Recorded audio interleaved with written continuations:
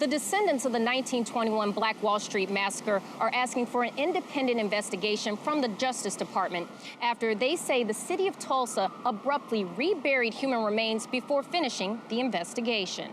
It was kind of ridiculous to think that the criminals who killed the people during the massacre, who buried these folks in unmarked graves, and who had led a conspiracy of silence about these graves for almost 100 years, that they will be the ones in charge of trying to find these graves.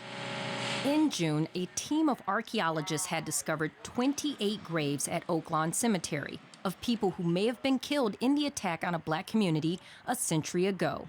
20 were exhumed. The city said this was going to be a homicide investigation. The city said this was going to be a murder investigation. And then the city came out and said, well, this is just an archaeological excavation. We 100% disagree.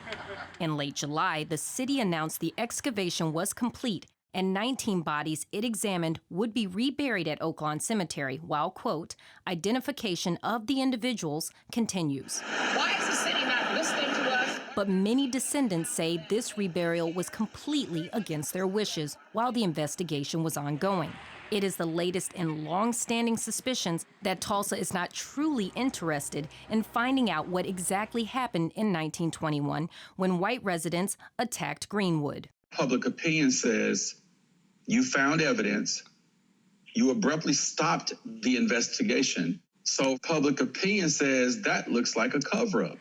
As for why not all the bodies discovered were exhumed, in an email obtained by Newsy, the Tulsa mayor's office told an oversight committee that some did not fit the pattern of previously discovered victims of the massacre. You're marginalizing the most marginalized people on the planet, Black women and children, through your investigation because you have a scope that's extremely narrow, and we have a grave site where you have bodies that are not even turned in the right orientation, disrespectfully placed in a grave site.